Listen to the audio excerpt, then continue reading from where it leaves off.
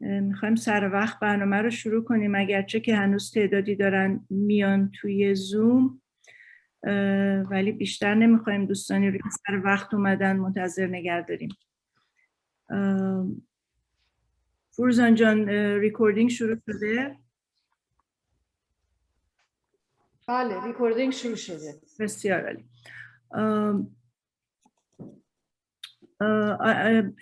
Hi everybody, and my name is Taraneh Roosta, and on behalf of Voices of Women for Change, I would like to greet and welcome every single one of you to this June 26th Roundtable in observance of the International Day Against Torture.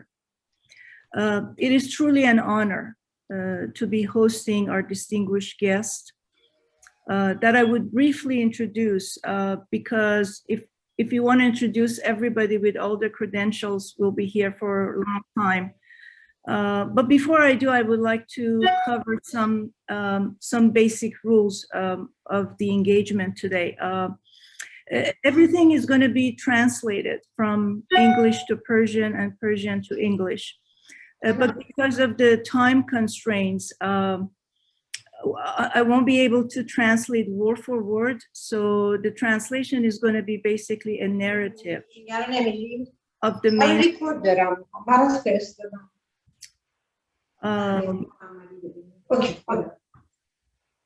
It's going to be a narrative of the spoken words basically and the highlights. All attendees except for our guests they're going to be muted. And when the time comes for question and answers, if you have enough time, we can unmute you to ask your questions. If you don't have enough time, I'll be asking your questions for you. For that reason, please make sure to write your questions in the chat room and address it to me, because in the chat room, it gives you option to send it to me or Voices of Women for Change, which is our admin right now. You want to send it to me directly so I can see your questions in the chat room. And please do indicate when you ask a question who the question is for, which one of our speakers. And now allow me to introduce our distinguished guest. Narges Mohammadi needs no introduction. She's a prominent human rights and women's rights activist. And she's the vice president of the Center for Human Rights Defenders. And I'm happy to say she is also a Nobel Peace Prize candidate, and we're all rooting for her. Dr. Farhang is a professor of political science, a human rights activist, and a founding member of Karzar for Human Rights. Taraneh Roosta, she's a researcher at Human Rights Watch in the Middle East and North Africa division. She investigates human rights abuses in Iran and writes and reports on them extensively.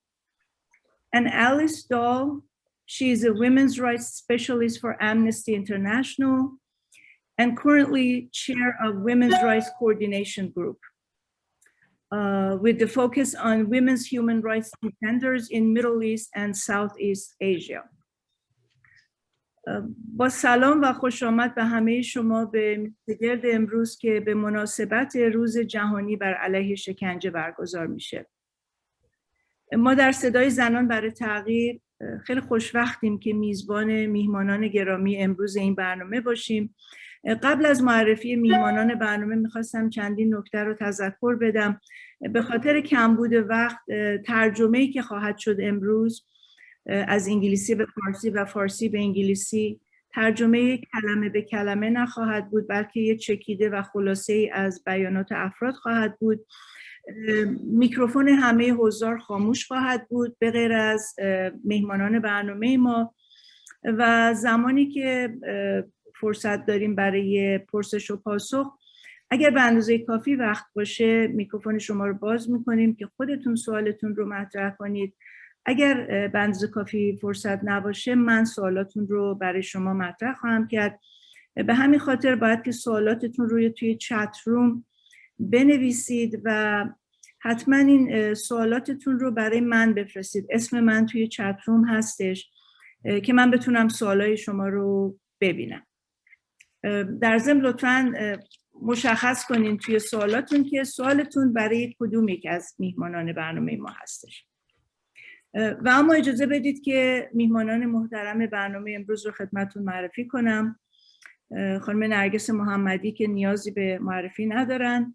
ایشون فعال مدنی، فعال حقوق بشر، فعال حقوق زنان، نایب رئیس کانون مدافعان حقوق بشر و خوشحالم که بگم ایشون کاندید دریافت جایزه صلح نوبل هستن و ما هممون بهشون خیلی خیلی افتخار میکنیم. دکتر منصور فرهنگ استاد علوم سیاسی، فعال حقوق بشر و یکی از بنیانگذاران نهاد کارزار برای حقوق بشر و حقوق زندانیان سیاسی هستند. خانم تارا سپهری‌فر محقق سازمان دیدبان حقوق بشر در قسمت خاورمیانه و شمال آفریقا که در مورد نقض حقوق بشر در ایران گزارش تهیه می‌کنند و تحقیق می‌کنند. و الیس دال متخصص امور زنان در سازمان عفو بین‌الملل، مسئول گروه هماهنگی حقوق زنان با تمرکز بر روی دفاع از زنان مدافع حقوق بشر در خاورمیانه و جنوب شرقی آسیا هستند. فرمت برنامه امروز به صورت میزگرد هست و بنابراین در دور اول تمام میهمانان برنامه ما حداکثر تا 7 دقیقه فرصت دارن که صحبت‌های خودشون رو بکنن. البته اگه کسی بخواد کمتر از 7 دقیقه هم صحبت بکنه اونم مشکلی نیست. این در واقع قالب بحث و گفتگو هستش و نه سخنرانی و افراد در واقع نظرات خودشون رو مطرح میکنن و شیر میکنن، مشارکت میکنن. موضوع میزگرد امروز نقض حقوق بشر زنان در ایران و زندانیان سیاسی زن هستش و اینکه چه باید کرد و اینکه جامعه حقوق بشری از چه ابزاری میتونه استفاده بکنه که تأثیرات عملی و کوتاه مدت و دراز مدت به روی سرنوشت این زنان داشته باشه. البته ما خیلی واقف هستیم که این بحث خیلی بسیار بسیار بزرگیه و به احتمال زیاد ما امروز نخواهیم تونست که تمام این مسائل رو حل بکنیم، ولی ما فکر کردیم که این شروع یک صحبت و دیالوگ خواهد بود در این مورد. و در ضمن میخوایم یه ریفلکشنی داشته باشیم روی اینکه آیا ابزاری که تا حالا استفاده شده مؤثر بوده یا نه. Today's events format is a roundtable where each guest gets about up to 7 minutes in the first round, and they basically debate their ideas, exchange their ideas, and in the second round, each person goes for 3 to 5 minutes. The agenda is about violation of women's rights in Iran and the status of the imprisoned Iranian women activists, and to identify the tools that the human rights community can use to impact the well-being and the life of these women in a tangible, real ways. And to also reflect upon the tools that have been used so far and whether or not they've been effective. And we have the perfect people here. We have Amnesty International, we have Human Rights Watch, who are two of the most prominent human rights organizations in the world. And they are in perfect place to have that reflection here. So let's start with our first guest, Ms. Narges Mohammadi, by asking her to give us a quick update on her own status, which is pretty dire. I'm sure a lot of you have heard about her. And also the status of other imprisoned women in Iran. اجازه بدید قسمت اول برنامه رو با صحبت خانم نرگس محمدی شروع بکنیم. نرگس جان لطفاً اگه میشه یک گزارش کوتاهی از وضعیت خودتون به ما بدید و اگر که خبری دارید از وضعیت بعضی دیگر از زنان زندانیان سیاسی و بعد از اون میتونیم بریم به سخنرانای دیگه.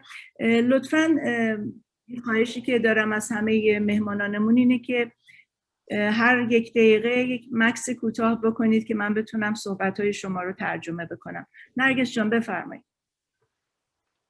سلام عرض میکنم خدمت شما خانم روستا و مهمانان عزیز و همه شنوندگان. خیلی خوشحالم توی این برنامه هستم. دومین بار هست که من مهمان نهاد شما هستم.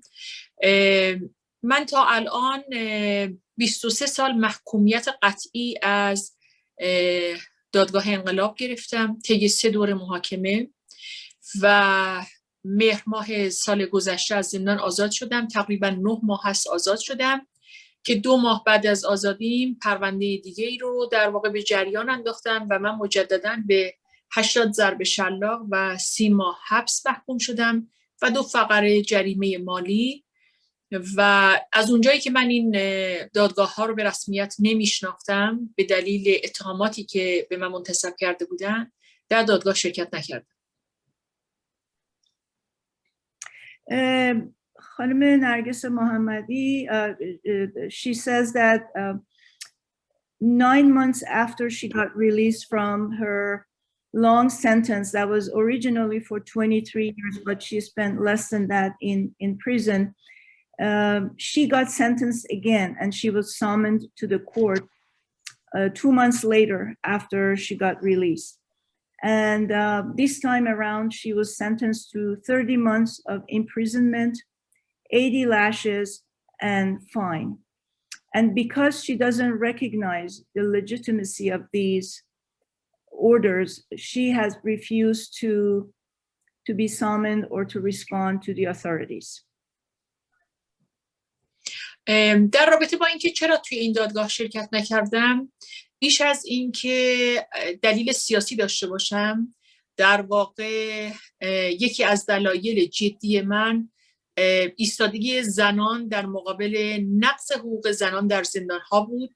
برای اینکه من دی ماه سال 98 یعنی 2 سال پیش در زندان بعد از تحصن برای کشته شدگان آبان مورد ضرب و شتم و تعرض بیشرمانه ماموران امنیتی و قضایی و رئیس زندان قرار گرفتم که این باعث طرح شکایت من در زندان زنجان شد، اما به شکایت من رسیدگی نکردند بلکه اونها من رو متهم جلوه دادند و محکومیت زندان و شلاق بهم دادند. The reason I didn't attend these courts is not political. My main reason was when I was in prison and we had a peaceful sit-in in protest to the murder of the November protesters. They attacked all of us. They attacked the women who were sitting in with me peacefully and assaulted all of us. And I feel that I cannot accept anything that comes from these people who are violating our human rights. من فکر میکنم ما زنها وقتی که در زندانها مورد تعرض و مورد خشونت قرار میگیریم نه تنها نباید از این احکام تبعیت بکنیم بلکه اتفاقا از موضع زنانگی میبایستی که در مقابل این احکام بایستیم، مقاومت بکنیم، افشاگری بکنیم و حکومت رو تحت فشار قرار بدیم برای اینکه اون چیزی که در واقع نقض حقوق زندانیان سیاسی هست در مورد زنان وقتی مورد تعرض قرار میگیرن حتک حرمت زنان هست و ما نسبت به اون نباید بی‌تفاوت باشیم. بنابراین این مسئله رو من به یک مسئله سیاسی یا به یک مسئله قضایی تقلیل نمیدم بلکه از نظر من اون یک حمله هدفمند به زنان زندانی در زندان‌ها هست که میبایستی که در مورد اون افشاگری کرد. As women, when we get assaulted by the regime in prisons, I don't want to reduce it to a political issue here. because when they assault us as women and they put this kind of pressure on women, this is violation of the political prisoners' right. And it's not just about the politics of it. It's about the violation of our rights as women. We should not abide by their orders, and we should stand up to them. And that's why I've made an issue out of these assaults to women in these prisons. And as women, I believe that we should all stand up to them. تعرض به زنان در زندان‌های حکومت ایران از 42 سال قبل رواج داشته. من اولین قربانی این تعرض نیستم و اینها به صورت هدفمند و سیستماتیک زنها رو در این موقعیت فشار و تعرض قرار میدن برای اینکه اولا جامعه زنان رو وادار به عقب نشینی بکنن که وارد فعالیت‌های سیاسی و اجتماعی نشن، و دومین که این فعالان اجتماعی و مدنی و سیاسی زنان رو وادار به انفعال و سکوت بکنن که در مورد هر دوی اونها من فکر میکنم که حکومت اشتباه میکنه و نه جامعه زنان ما و نه ما فعالان زنان زندانی دچار انفعال و عقب نشینی نخواهیم شد. The Islamic Republic's assault to women started 42 years ago, and it's been very focused and systematic. And their main goal is to make the community of women activists into silence, to silence them and force them into inactivity. But they're deadly wrong, and none of this can make the community of women activists to be silenced about the violation of their rights. به نظر من حکومت استبدادی، دینی و مرد سالار ایران بیش از اینکه از فعالیت‌های سیاسی و اجتماعی مردان در عرصه سیاست و اجتماع آسیب ضربه بخوره، از فعالیت‌های زنان این ضربه ها رو متحمل شده. بنابراین اونها مصر هستند که با شیوه های مختلف زنان رو وادار به عقب نشینی و خانه نشینی بکنن که البته تا امروز موفق نشدن. In my opinion, the theocratic and patriarchal government of Iran is much more vulnerable to women and women activists and women's rights and civil rights activists. And that's why they're so focused on pushing them back in the background and silencing them and oppressing them. But again, they're deadly wrong because they can never silence this wave of women's movement that has started in Iran. بنابراین به اعتقاد من شرایط برای فعالیت مدنی و سیاسی برای زنان در جامعه ایران که حکومتی استبدادی رو تا الان تجربه کرده به مراتب دشوارتر از فشاری بوده که بر مردان اهل سیاست و فعالیت اجتماعی وارد شده. And that's why I believe that the oppression on women under this dictatorship has been much more severe and much more intense than the pressure on the men activists, the activist men who are against the regime. And that's one of the signatures of this regime, that they find women their target for that very same reason. تا این قسمت متشکرم. باز هستم خدمتتون. مرسی. Okay. Merci, Narges John. Let's go to Dr. Farhang. Dr. Farhang, you heard Narges, and I'm just wondering if you have any thoughts on the point that she made, that the regime is much more vulnerable to women's activists, and that's why they're so much more harsh on them. Because somehow women tend to be the Achilles ankle of this regime, really. They're so vulnerable to women. And what are your thoughts on that? And if you also have any thoughts on, we want to get gradually into the practical steps that the community of the human rights organizers, human rights activists, human rights organizations can take. So من از آقای دکتر فرهنگ خواهش کردم که نظرشون رو راجع به صحبت‌های خانم نرگس محمدی بدن و در ضمن اگر نظری دارن راجع به در واقع قدم‌های عملی که میشه برداشته بشه در راه بس تأثیرگذاری روی رفتار جمهوری اسلامی و خشونت جمهوری اسلامی نسبت به زنان. خیلی متشکرم از دعوتتون. این باعث افتخار منه که در جلسه‌ای که نرگس محمدی حضور داره شرکت بکنم.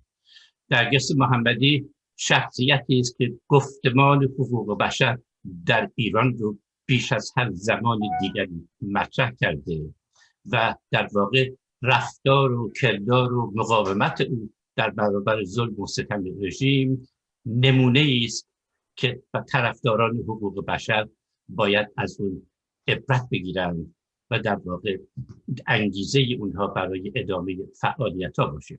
و نکته خیلی مهمی که در این رابطه میخوام بگم جمله گاندی است که شما در اینجا گذاشتین. Be the change you wish to see in the world. کافی نیست که ما فقط در تئوری و در بحث‌های انتزاعی از حقوق بشر دفاع بکنیم. دفاع از حقوق بشر یعنی نگاه کردن در آینه و تغییر رفتار و کرداری که به هر حال یک سنت دیرینه استبدادی و مرگسالاری در جامعه ایران و دیگر جوامع اسلامی نهادینه کرده. بنابراین یک مبارزه دائمی است و مبارزه بر ضد رژیم کنونی به هیچ وجه پایان این گفتمان نیست. I'm very pleased to be attending this meeting with Narges Mohammadi. She is single-handedly one of the most influential women in Iran who has been promoting human rights. And as Gandhi said, be the change that you wish to see. Be the change in the world that you wish to see. So in order to defend human rights, it's not enough to just talk about it. It's so important to look in the mirror and reflect upon how when the dictatorship is institutionalized in a society, how we can look within to see how we've been impacted by all this and how we can promote human rights with that in mind. در تایید نظریاتی که نرگس محمدی مطرح کرد اجازه بدید این نکته رو بگم که رژیم ایران یک رژیم کاملا بی سابقه غیر عرفی در تاریخ معاصره. اگرچه این رژیم تمامیت‌گراست و این تمامیت‌گرایی یعنی دخالت در حریم خصوصی زندگی مردم، ولی وقتی معیارهایی که موجب رفتار و کردار اونها با دیگران، با مبارزین فعالین حقوق بشر میشه، این معیارها ریشه در خرافات و اعتقادات 1400 سال پیش عربستان، شبه جزیره عربستان داره و این به طور صریح و روشن در قوانین و در نظریات رهبران ایران مطرحه. I am in total agreement with Nargis's statements. Iran's government's totalitarian stance and their behavior has its roots in 1400 years ago in the backwardedness of the societies back then.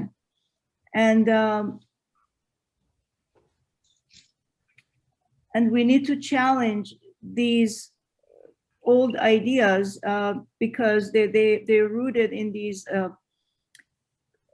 1400 old traditions من میتونید دوباره تکرار بکنید آقای فرهنگ؟ من ننوشتم ادامه صحبتتون. صحبتی که به اصطلاح معیارهایی که بیانگر مواضع رهبران رژیم و در واقع رفتار و کردار اونها خصوص در جامعه به طور اعم و زنان به طور اخصه، این معیارهایی است که در واقع از سنت‌ها و خرافات 1400 سال پیش قبایل جزیره عربستان سعودی ریشه داره. And the principles that this government has is rooted in the old backwarded traditions of 1400 years ago of Saudi Arabia and the countries around. So that's why they're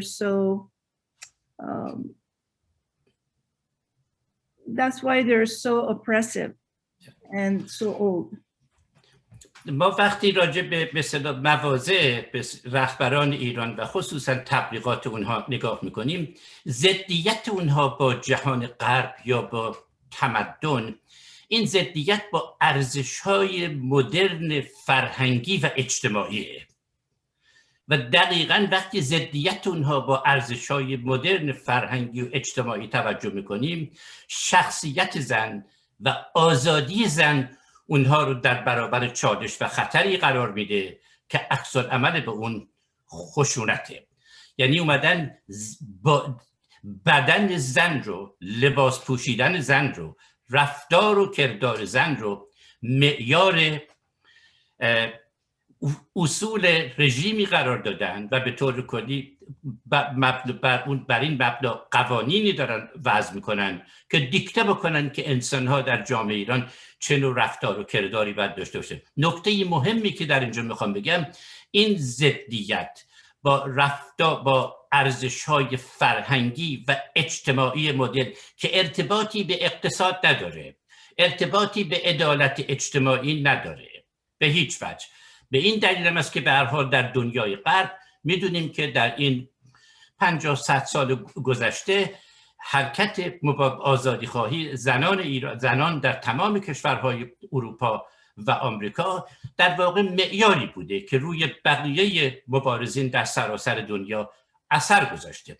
برای اولین بار در جامعه ایران ما یک نهضت آزادیخواه زنان داریم که در تاریخ کشورهای اسلامی بی سابقه است و این به طور عجیبی رژیم منحط جمهوری اسلامی رو مورد تهدید و خطر قرار داده.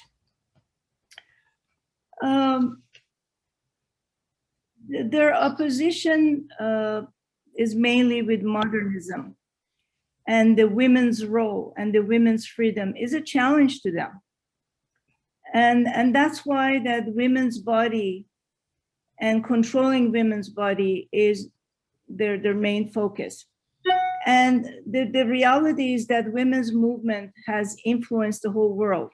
Everywhere in the world, when there's been any progress, it's been influenced by women's movement. And for the first time in our country, there's such a strong women's movement in Iran.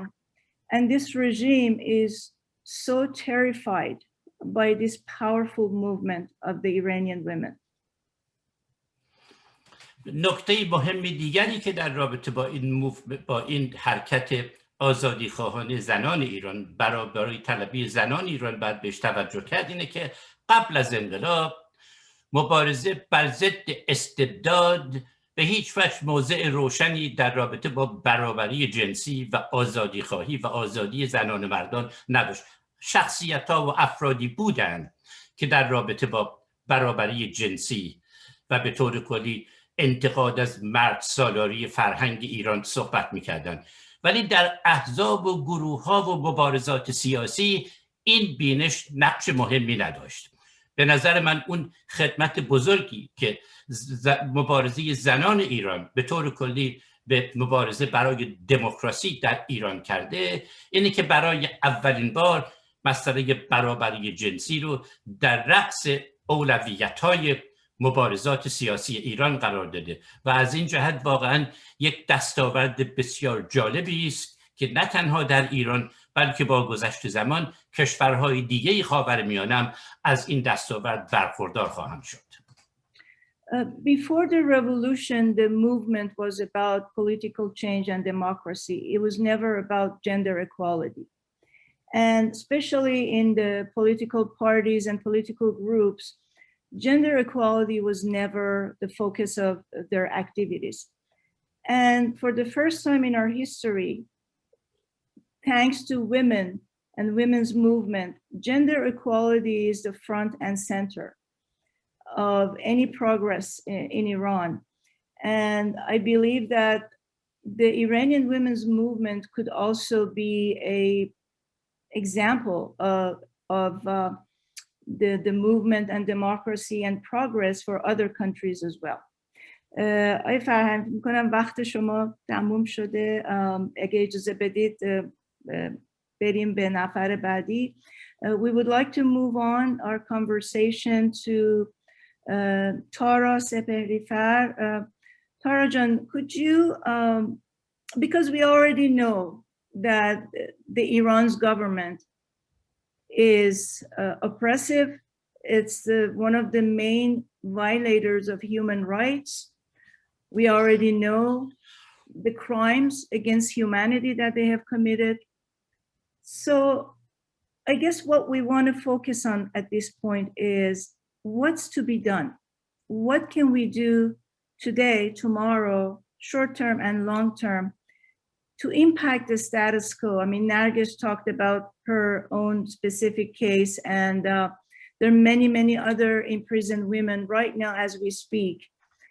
Some of them are not as well known as Narges or Nasrin Sotoudeh, but nevertheless, they're as worthy as anyone else, and they're as activists and feminists and human rights activists and civil rights activists and environmentalists. All of these women are being severely oppressed by this regime. And I just want to get a sense of what are your thoughts, because you represent one of the main human rights organizations. If you don't have a preference for language, I'll continue in English, but if it's easier for you, I can speak in Farsi as well. Do you have That's a preference? okay, because either way I have to translate.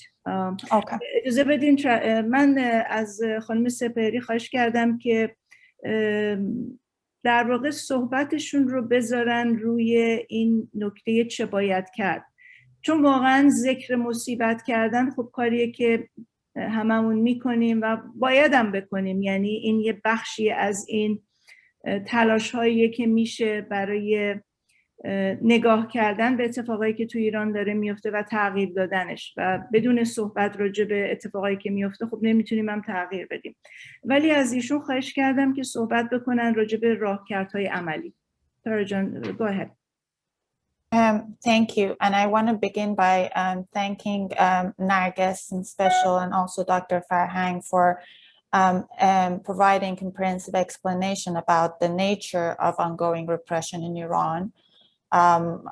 We here have the utmost respect for people like Narges Mohammadi who are continuing the struggle on the ground despite increasingly repressive environment that exists in Iran.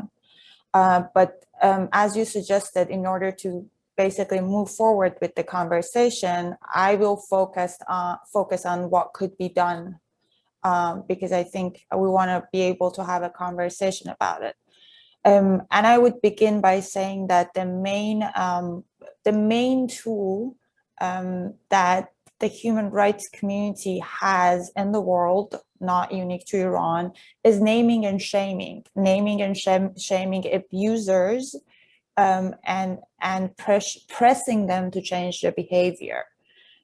This becomes much more difficult when you are dealing with a system that is authoritarian, but has also built a very high threshold for scrutiny.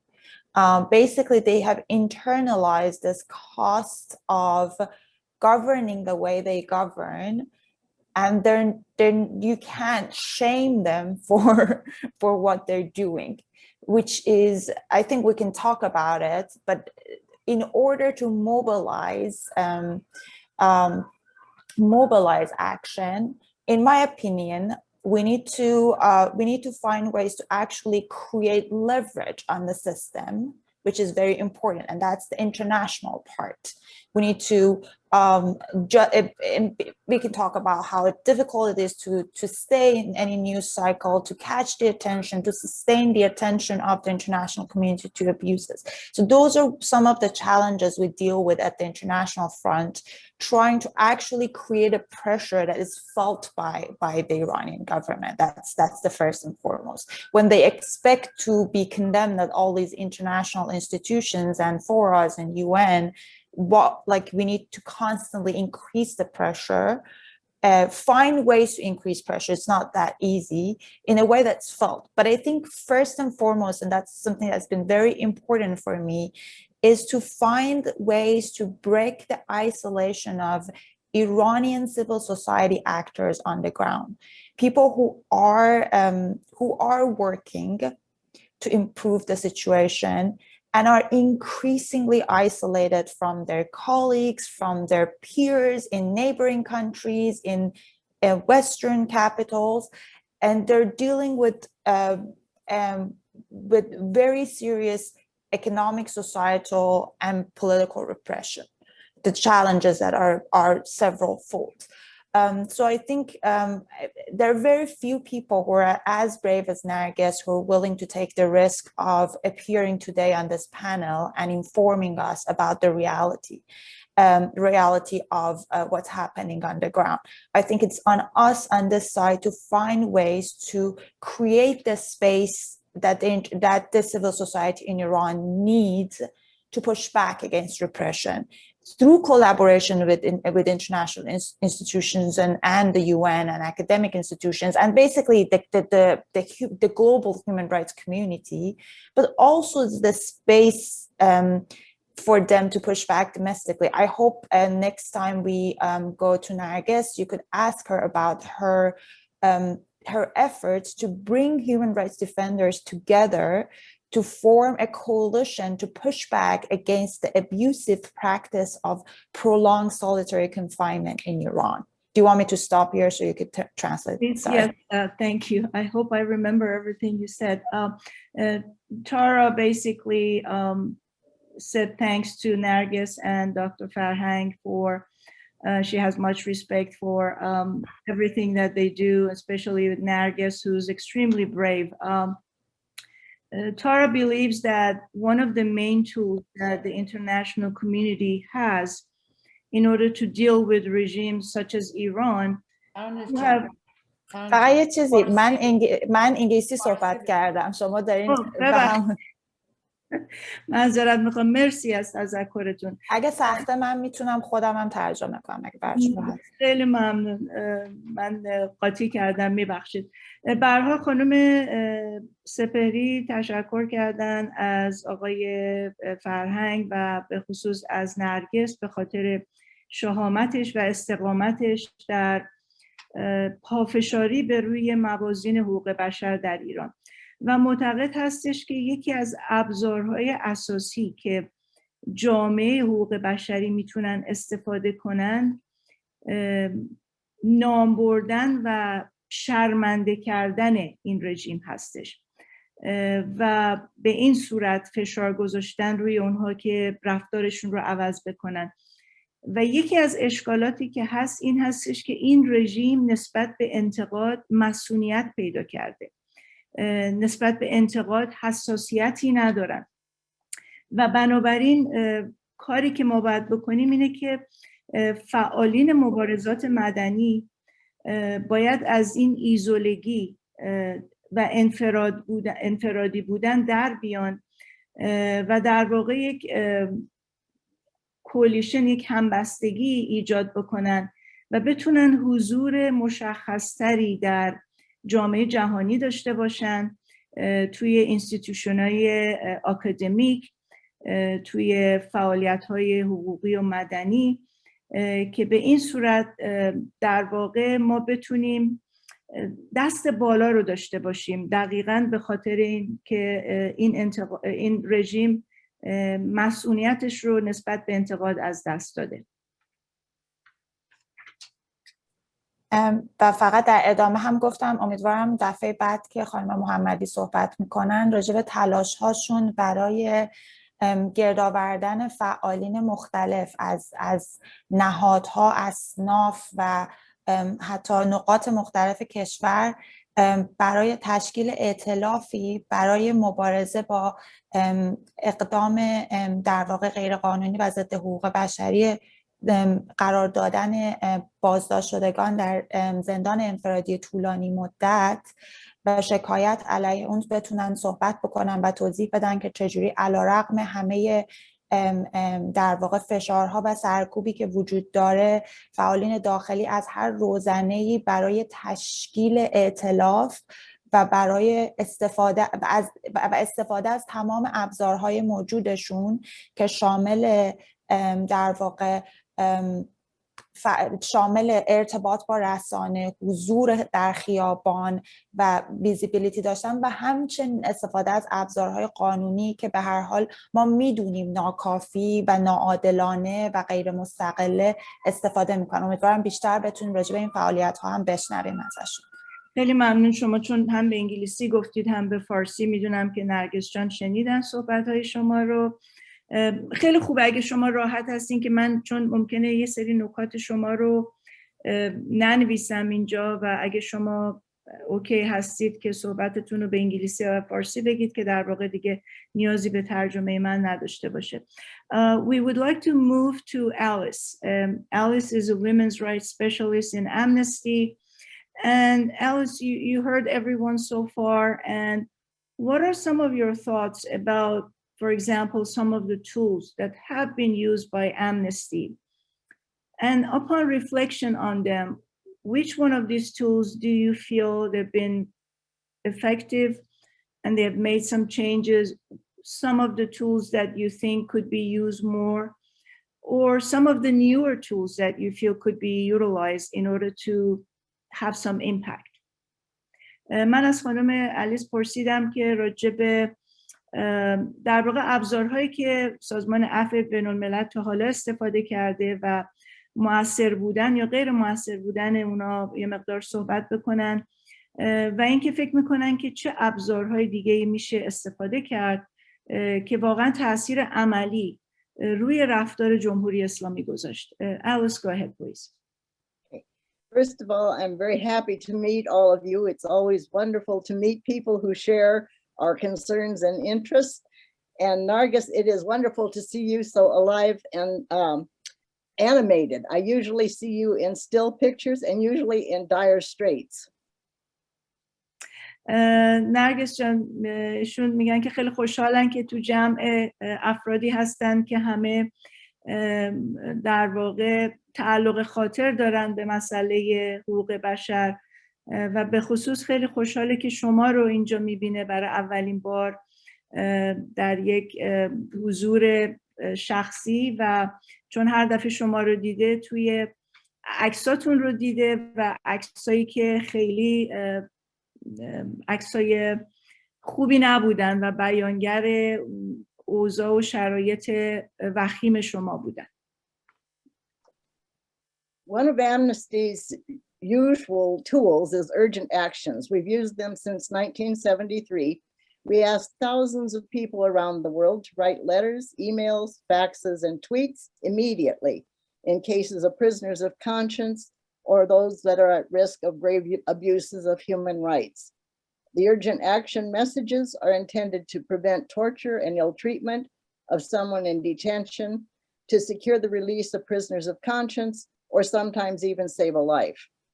In April of 2016, we issued an urgent action on the case of Narges as a prisoner of conscience in need of medical care after her medication was confiscated.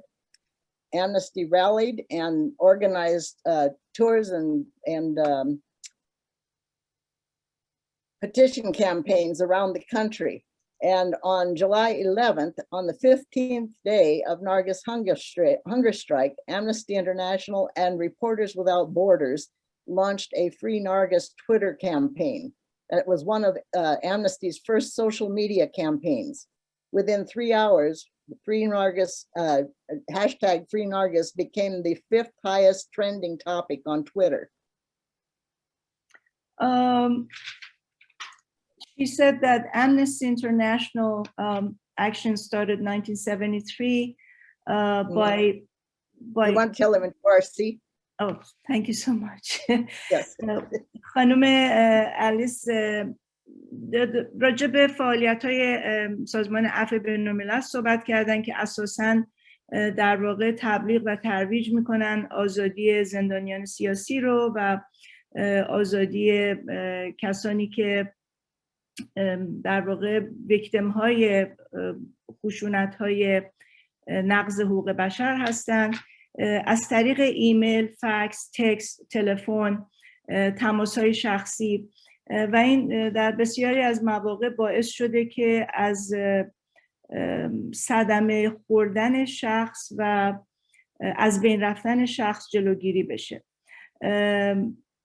ایشون موقعی که خانم نرگس محمدی در زندان بودن و داروهاشون ازشون گرفته شده بود و در واقع دسترسی به داروهای خودشون نداشتن، یک سری فعالیت‌هایی رو سامان دادن که با پتیشن و توییتر و یکی از کمپین‌های توییتری که راه انداخت سازمان عفو بین‌الملل به اسم هشتگ نرگس رو آزاد کنید که یکی از بزرگترین کمپین‌های توییتری بودش و این باعث شد که به فاصله چند روز خانم نرگس محمدی داروهاشون رو مثل که دریافت کردن. Each year, Amnesty International organizes a campaign called Right for Rights around December 10th, International Human Rights Day.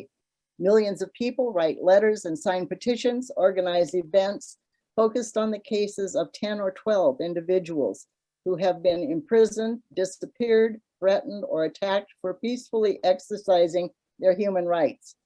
Atena Daimi was featured in our 2018 Right for Rights campaign, and Yasaman Aryani was one of our 2019 cases. My Women's Human Rights Coordination Group organized a postcard and petition campaign on Atena's case, posted a blog about her, and included her in our display at our Amnesty regional conferences in the fall. Yasaman's case was especially popular among young Amnesty members, and several local student groups adopted her and other young protesters against forced veiling as a focus of their work.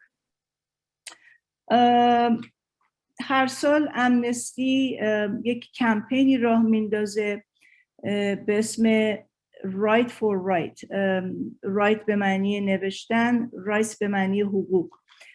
نوشتن برای حقوق افراد که از طریق نوشتن نامه، پتیشن و حتی گاهی نوشتن پستکارت به خود کسانی که زندانی سیاسی هستن و در زندان هستن یک کمپین خیلی قوی رو راه میندازه برای آزادی این زندانیان سیاسی و سالش رو من میس کردم چه سالی و در یکی از همین سالهایی که خیلی اخیر فکر میکنم 1-2 سال اخیر یاسمن آریانی به هر حال موضوع یکی از این کمپین ها بودن که امنستی در این کمپین نوشتن برای حقوق در واقع سعی کردن که برای آزادی ایشون فعالیت بکنن. Go ahead. Okay.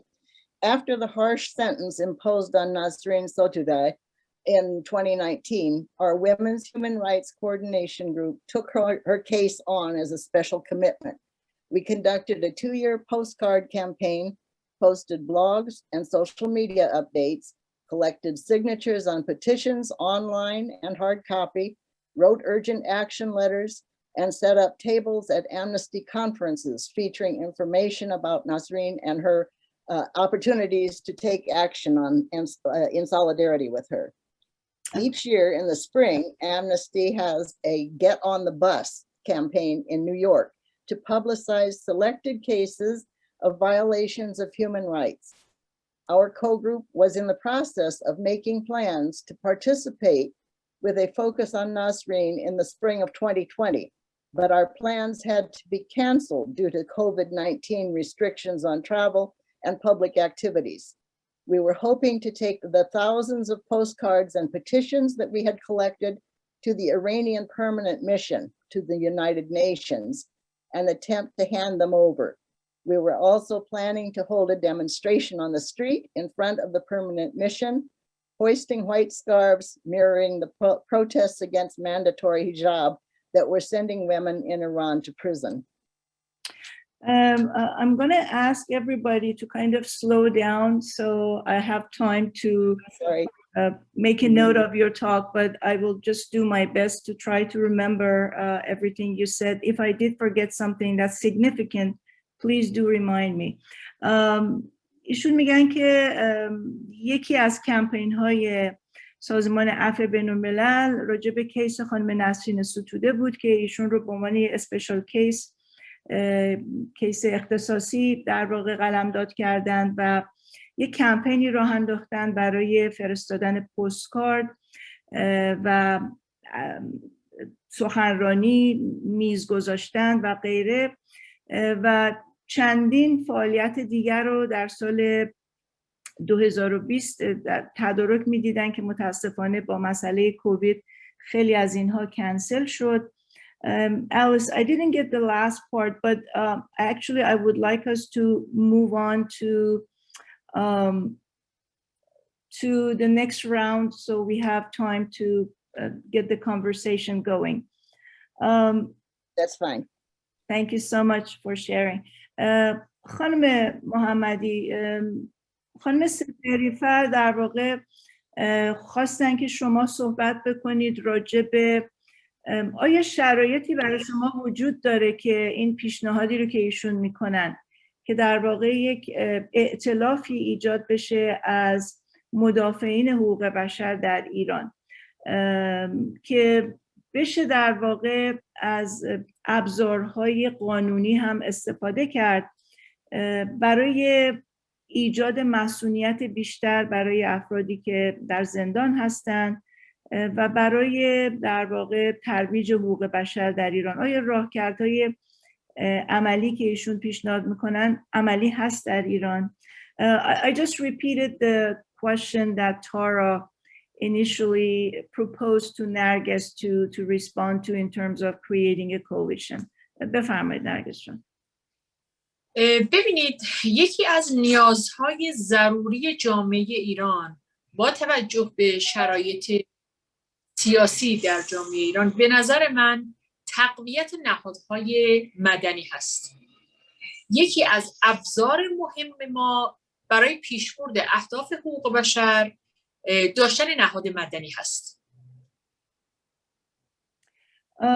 I believe that one of the necessities in Iran, considering the human rights, is to create or strengthen the civil rights organizations, civil rights movements. ببینید، شما الان در جامعه امریکا که هستین، هر کدوم از شما عزیزان نمایندگی یک نهاد مدنی رو میکنید و بر اساس قدرتی که در نهاد مدنی میتونید به دست بیارید در مورد هر کدوم از موارد حقوق بشر میتونید اقدامات جدی رو در جامعه امریکا با اعضای خودتون سازماندهی بکنید. متاسفانه کانون مدافعان حقوق بشر به عنوان یک نهاد حقوق بشری که 20 سال پیش تأسیس شده و طی این مدت ما هزینه‌های سنگین رو دادیم، الان توسط حکومت ایران به طور غیر قانونی پلم شده. من فکر میکنم یکی از نیازهای مبرم ما برای ترویج حقوق بشر، برای گرد آوردن فعالان حقوق بشر از سراسر کشور و برای پیشبرد اهداف حقوق بشر خودمون نیاز به یک نهاد مدنی قدرتمند مستقل مردمی در زمینه حقوق بشر داریم. She says that basically all of you who are here might be representing a civil rights organization And each one of you can organize different activities, human rights activities, through these organizations that you belong to. In Iran, that's not the case. We don't have that leverage. We don't have that freedom. In fact, our Center for Human Rights has been shut down by the government, and it's very, very difficult to have any type of civil activities or human rights related activities legally and openly. I believe what we need is a very powerful public civil rights organizations in Iran, meaning that the people or a lot of people should be part of this organization. بفرمایید نرگس جان. ببینید این هفته های اخیر من سفرهایی رو به شیراز، به شازند و به اطراف تهران داشتم، مشخصاً به خاطر پرداختن به نقض حقوق بشر، مثلا در رابطه با شکنجه‌ای که نوید افکاری و برادران اون در حال حاضر دارن متحمل میشن، یا برای دفاع از یک وکیل حقوق بشری در شازند به نام محمد نجفی، یا برای دفاع از آقای خالد پیرزاده به عنوان یک ورزشکاری که به شدت مورد شکنجه قرار گرفته و از ناحیه کمر، مهره‌های کمر و پا دچار آسیب‌های جدی شده که این فرد رو زمینگیر کرده. اما واقعیت اینه که نیروهای امنیتی در مورد ضرب و شتم قرار دادن، به ماشین من حمله کردن و یک ناامنی جانی رو برای من رقم زدن که این میتونه خیلی برای جامعه تهدید کننده باشه.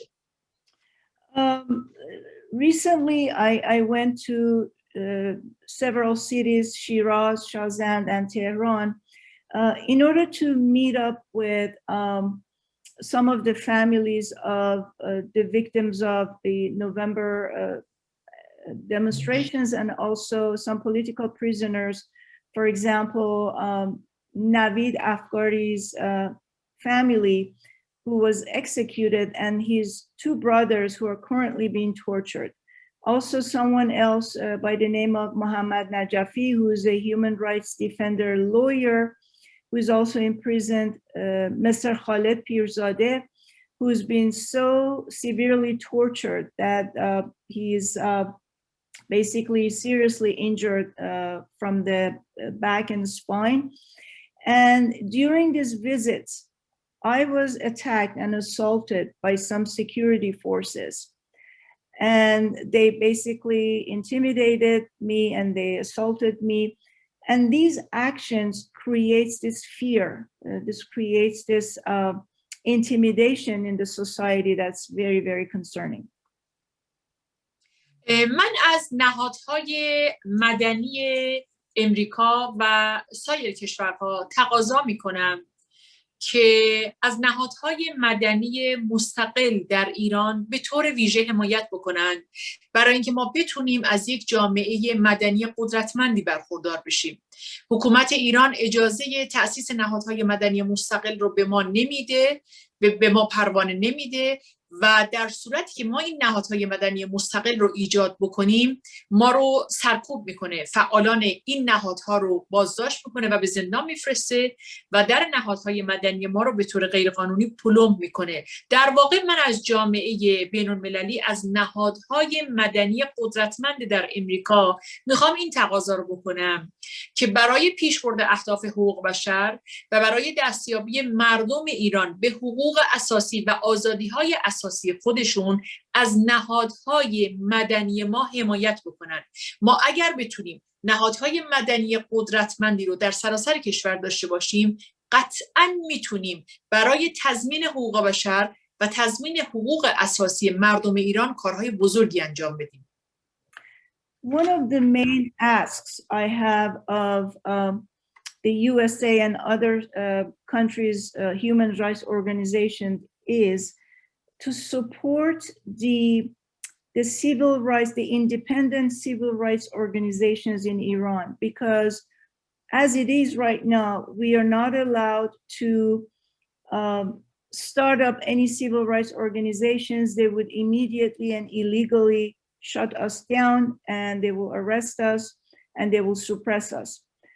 So in order to promote human rights, civil rights, and individual rights, I'm asking all the human rights organizations in USA and elsewhere to support us, very clear support of the civil rights organizations, the independent civil rights organizations, and kind of make it a focal point of their support.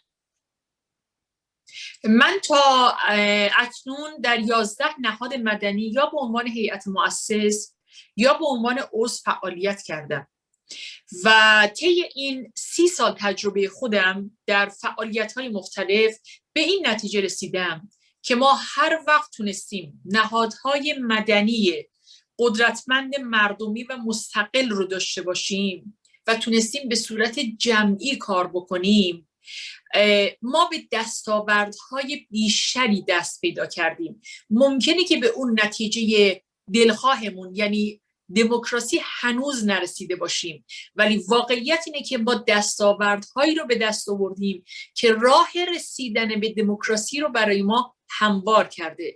بنابراین من به عنوان یک فعال حقوق بشر و یک فعال مدنی به دنبال این هستم که برای رسیدن به صلح و حقوق بشر و دموکراسی به صورت نهادهای مدنی و با فعالیت جمعی حرکت کنم.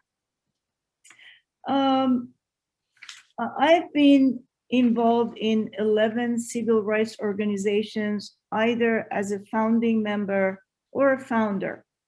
And after 30 years of experience in these organizations, I have concluded that whenever we were able to start a civil rights organization, we accomplished so much, even though not perfect, but still we were able to accomplish so much. And I truly believe in order to achieve democracy, human rights, freedom in Iran, we desperately need to start the civil rights organizations within Iran. And I believe I go back to what she said before, with the help and support and advocacy of the human rights organizations outside of Iran. مرسی نرگس جان.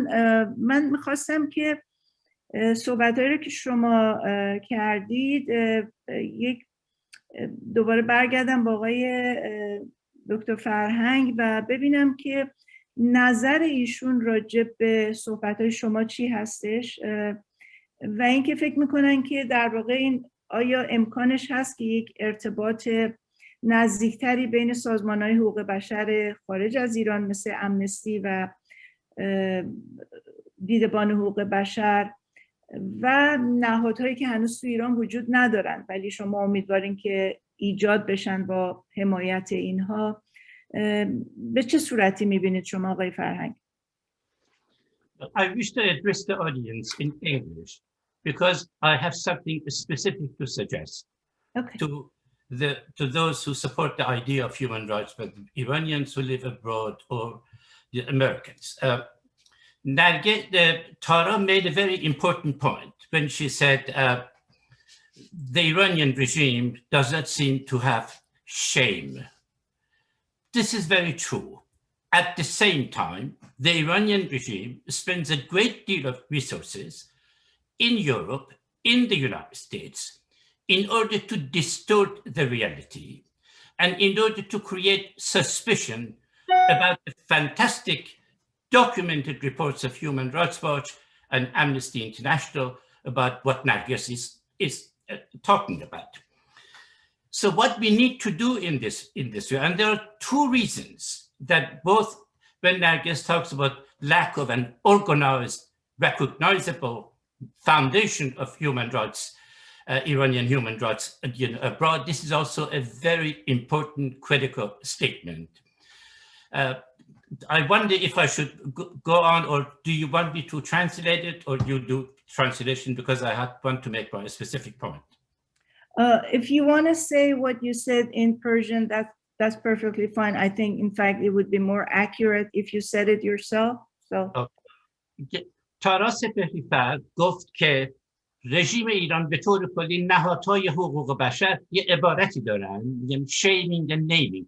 شرم و خجالت بیافرینیم تا اینکه بتونیم تأثیری روی رفتار ناهنجار اونها داشته باشیم. ولی رژیم ایران ماهیتاً با شرم و خجالت ارتباطی نداره، ولی در این حال همین رژیم هزینه‌های بسیار سنگینی متحمل میشه، لابیستایی داره در واشنگتن، در کشورهای اروپایی، برای اینکه مردم رو گمراه بکنند و جلوگیری بکنند از توجه لازم به نفی و نقض حقوق بشر در ایران که نرگس به بهترین شکلی اونها رو توضیح داده.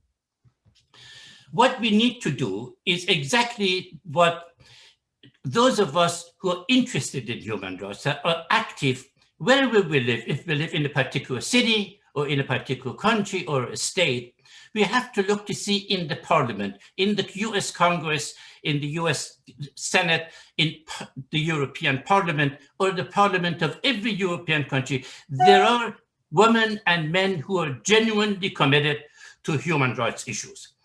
We should contact them personally in a sustained and systematic way, not just issuing general statement about violations of human rights.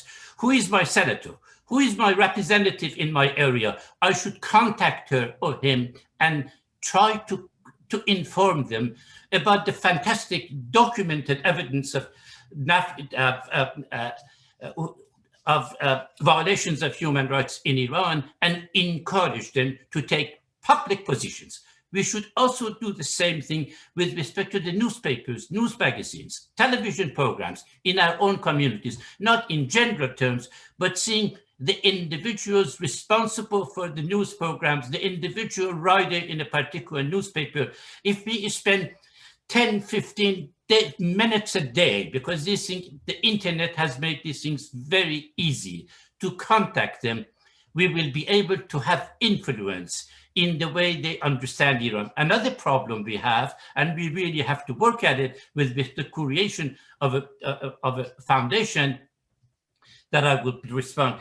یکی از کارهایی که ایرانی ها و علاقمندان به حقوق بشر در ایران بخوان در خارج از کشور بکنن، بیان با شخصیت ها، روزنامه‌نگاران، نویسندگان، اعضای پارلمان در هر کشوری یا شهری که هستن تماس برقرار بکنن و بگن سعی بکنن که اونها رو آشنا بکنن با اسناد و مدارکی که عفو بین الملل و دیدبان حقوق بشر راجع به جنایات رژیم ایران مطرح. واقعا یک کتابخونه‌ای درست کردن که بی نهایت اینها آشنا بشن با این قضایا. آشنایی با این واقعیات به صورت فردی و تماس فردی با کسی که در شهر یا ایالت اونها یا کشور اونها زندگی میکنه، اهمیتش و تاثیرش خیلی بالاتره که یک کلیات انتزاعی راجع به حقوق بشر در روزنامه خونده باشه. این کار رو ما باید به طور سیستماتیک و دائمی انجام بدیم اگر میخوایم در برابر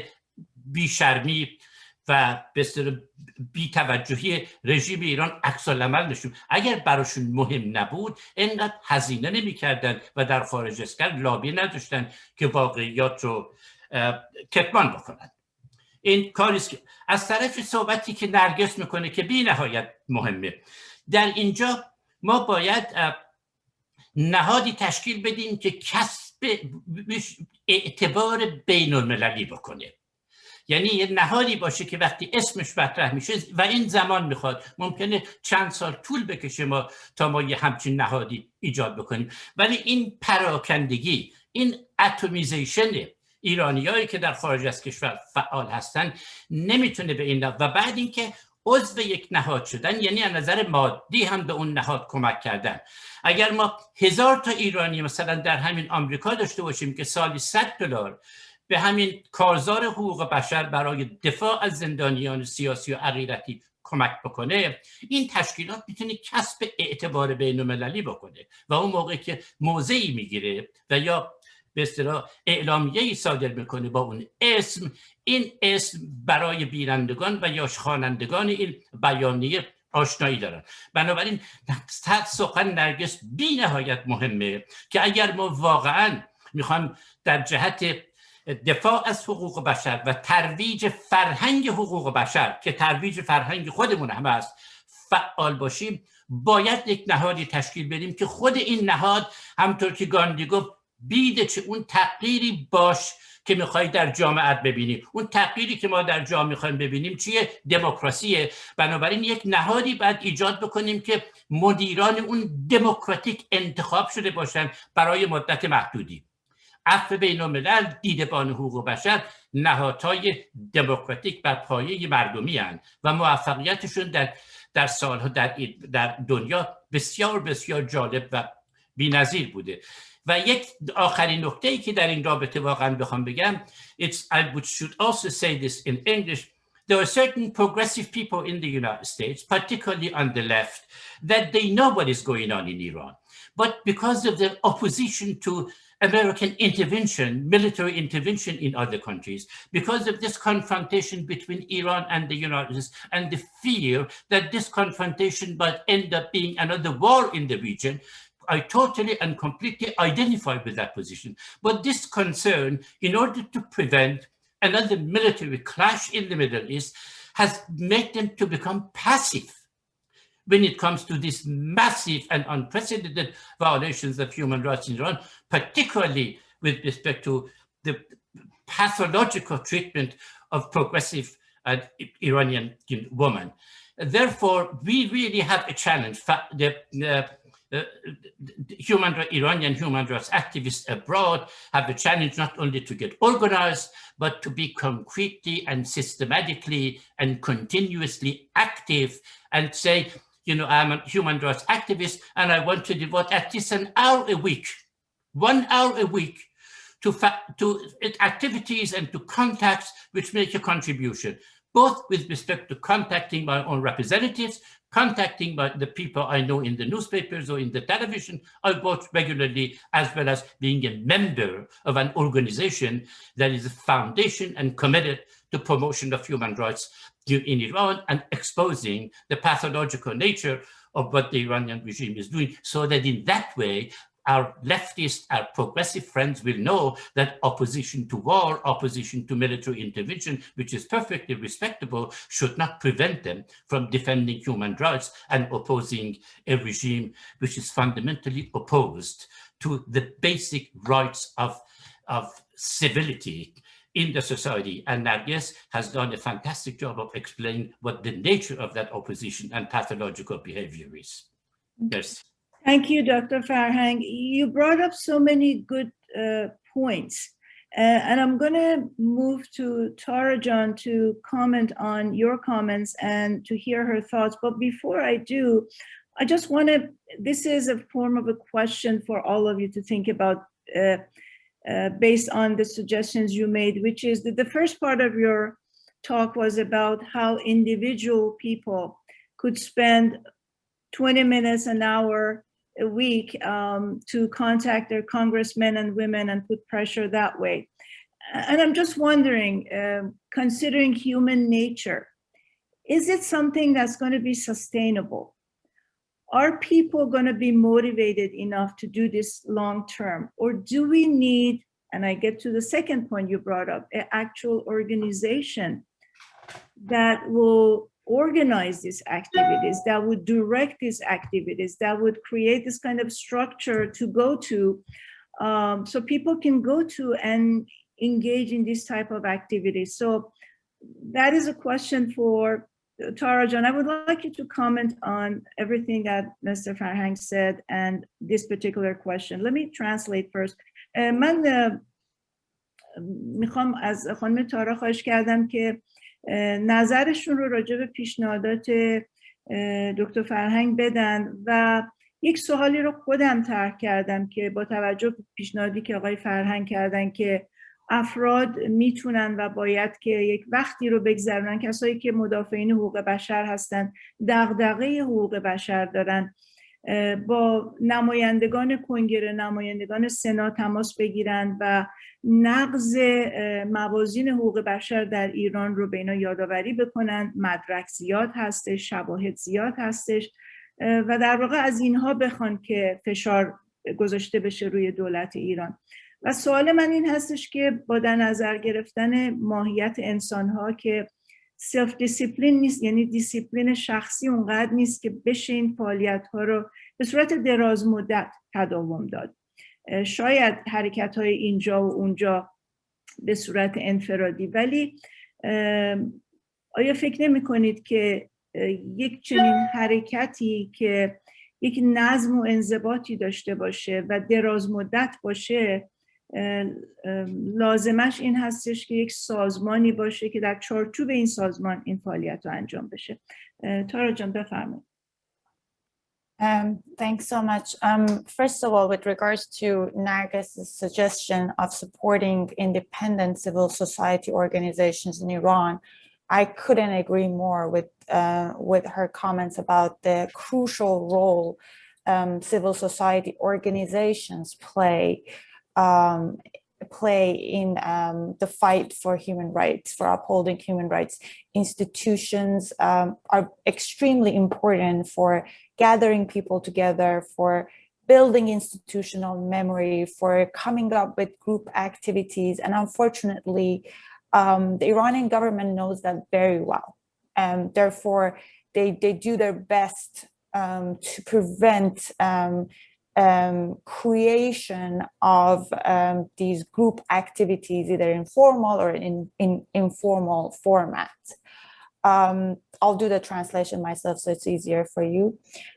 چیزی که در ابتدا گفتم اینه که گفتم من بسیار با حرفی که خانم محمدی زدن موافق هستم و فکر میکنم که نهادهای مستقل مردمی نقش حیاتی برای در واقع مبارزه برای حقوق بشر دارند، برای اینکه نهادها روش‌ها رو میتونن بهتر تبیین بکنن، میتونن حافظه در واقع سازمانی داشته باشن، از تجربیات استفاده بکنن، نسل بعد رو تربیت بکنن و حکومت ایران به خوبی این مسئله رو میدونه و از شکلگیری حرکت‌های جمعی چه به صورت رسمی چه به صورت غیر رسمی، یعنی بدون مجوز یا با مجوز، نهایت تلاشش رو میکنه که جلوگیری بشه.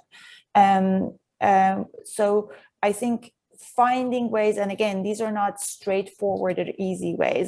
You're going to probably be disappointed with me because my points are going to be emphasis on complication and difficulty, and also encouraging small actions which are non-compatible in some format.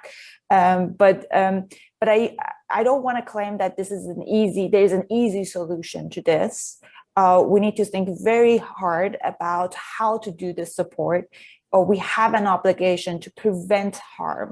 We cannot engage in action that contributes to harm to the people we're trying to protect.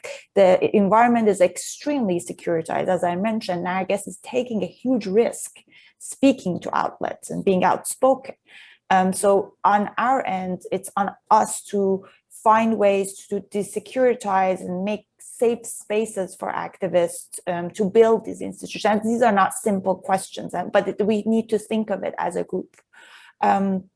چیزی که گفتم این بودش که احتمالاً شما ناامید خواهیم بود، برای اینکه من تمرکزم بر پیچیده بودن راه حل ها هست و همچنان، ولی اقداماتی که احتمالاً بهش توصیه خواهم کرد اقدامات ساده و کوچکه که ممکنه همگرایی نداشته باشن، اما فکر میکنم ما باید با اقدام های کوچک شروع بکنیم، اما آگاه باشیم که این راه حل ها ساده، دم دستی و فوری نیستند و ما کسانی که در نمایندگی سازمان‌های بین‌المللی دارند، در مقام مشاوره برای سیاستگذاری قرار دارند، باید این پیچیدگی رو درک بکنن و مسئولیت خودشون رو به رسمیت بشناسن که به صورت جمعی فکر بکنیم و همراه با جامعه داخل ایران به راه حل‌هایی برسیم که میتونه کارایی داشته باشه و محافظت و آسیب بیشتر به جامعه فعالان حقوق بشر ایران وارد نکنه. ما همه مسئولیت داریم که از اقداماتی که آسیب زاست جلوگیری بکنیم.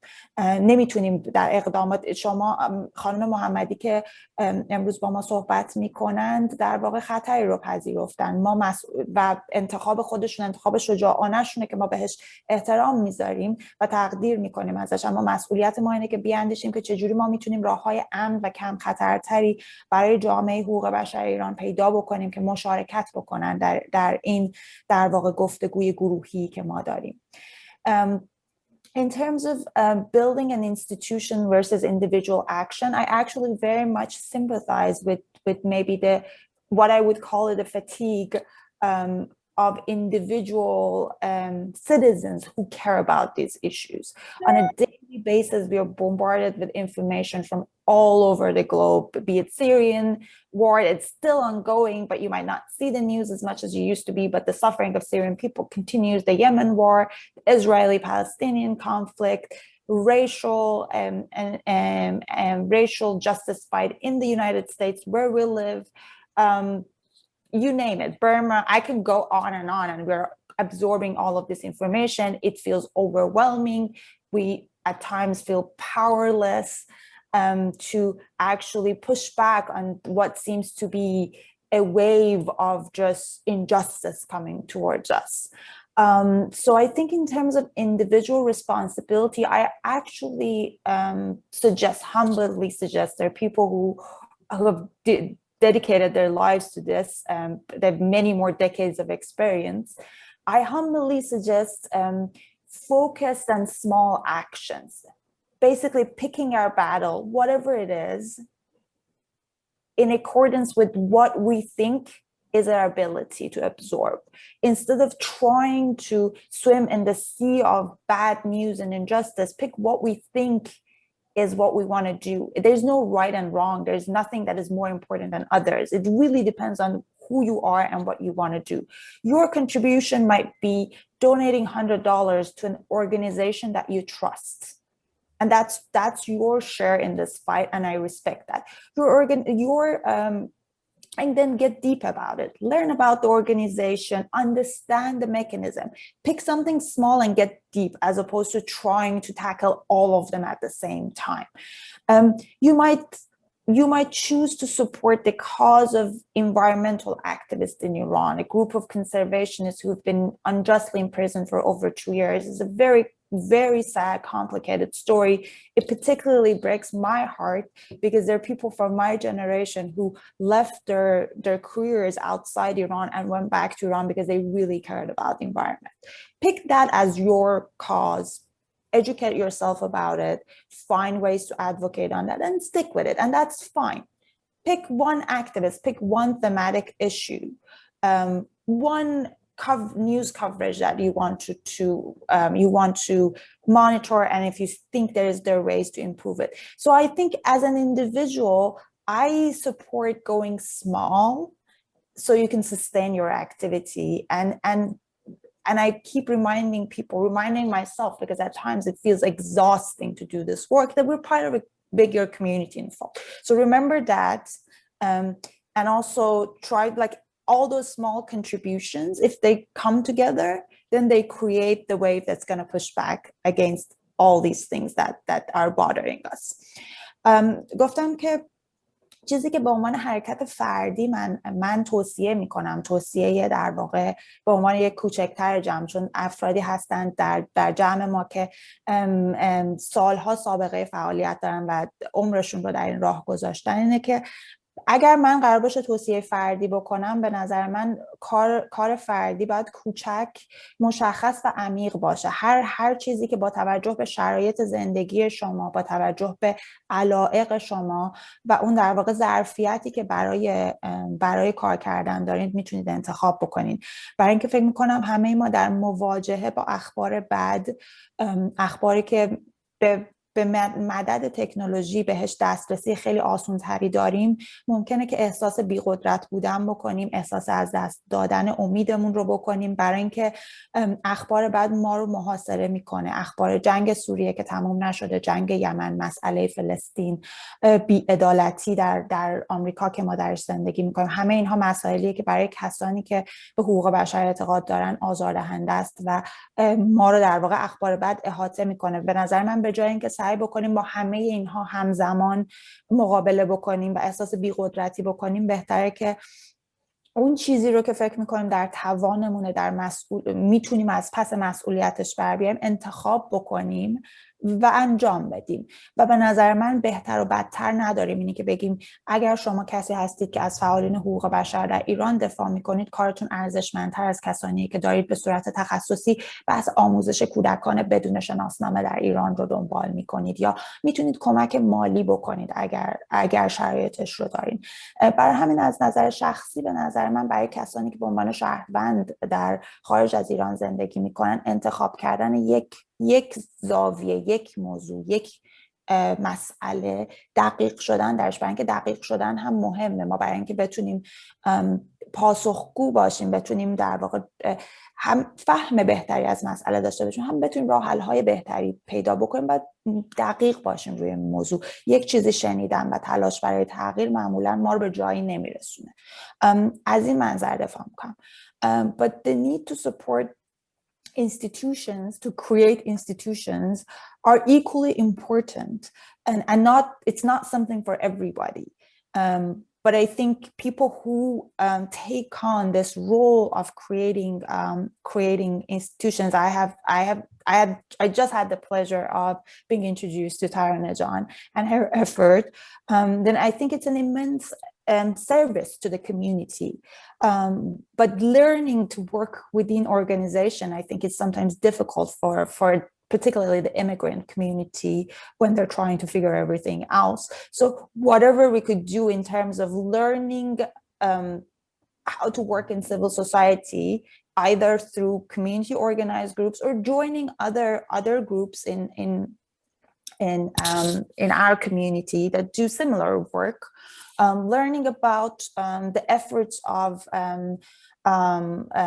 the Black community in the United States who've been fighting injustice. If that's something we want to focus on to learn and understand the dynamic of working and building coalitions and building like capitalizing on mobilization efforts, I think is also very important. And I think I think Taraneh can speak more. It's very, very difficult to sustain independent activism, independent organized activism outside the country. But for people who are doing that,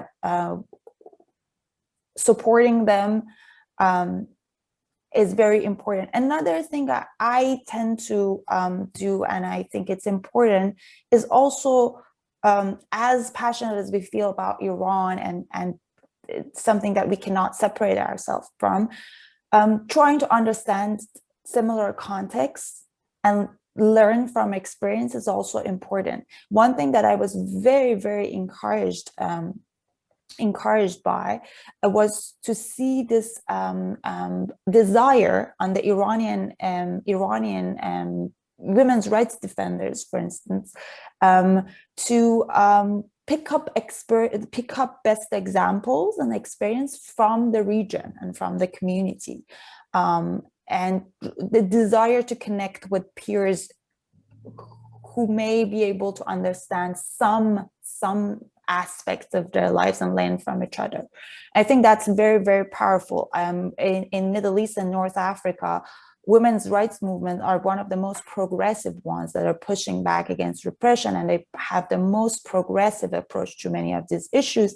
And actually, the challenges are somewhat similar.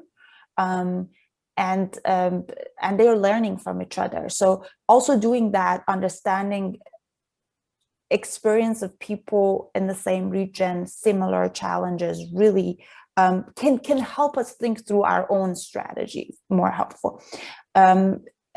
سریع فقط ترجمه بکنم. گفتم که قسمت نهادسازی هم به نظر من بسیار مهمه، منتها کار سختیه، کار هر کسی نیست. کسایی که مثل خانم روستا این کار رو انجام میدن واقعا کار سخت و طاقت فرسایی رو انجام میدن و ما باید بتونیم ازش حمایت بکنیم. و به نظر من مهمه که اگر میخوایم نهادسازی بکنیم تجربه های دیگر رو هم یاد بگیریم، حتی تجربه نهادهایی که در جامعه خودمون، جامعه محلی خودمون وجود داره، پیوستن، حتی مثلا پیوستن به شاخه‌های محلی عفو بین الملل که کار گروهی، استفاده از ظرفیت‌های ائتلاف سازی، استفاده از در واقع ظرفیتی که برای مبارزه گروهی وجود داره رو حتی از گروه‌های دیگه یاد گرفتن به نظر من خیلی مهمه.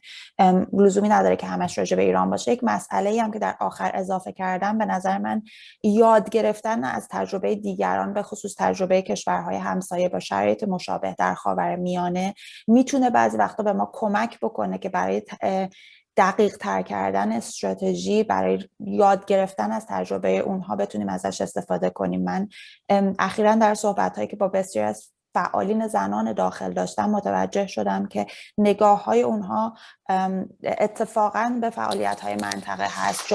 جنبش زنان در خاورمیانه و شمال آفریقا جزو پیشروترین جنبش‌ها هستش و با چالش‌های مشابه این جنبش‌ها مواجه هستن. نمیخوام همانند سازی بکنم که بگم شرایط یکسان نیست، اما چالش‌ها خیلی وقتها مشابهه و جنبش‌ها وقتی از هم با هم تعامل میکنن و یاد میگیرن، استراتژی‌های بهتری میتونن داشته باشن. و من شخصا خیلی خوشحال شدم وقتی دیدم که این نگاه هم در بین فعالین داخلی ما وجود داره. من فکر میکنم ما هم میتونیم ازش، یعنی فعالین خارج از کشور هم میتونن ازش استفاده بکنن.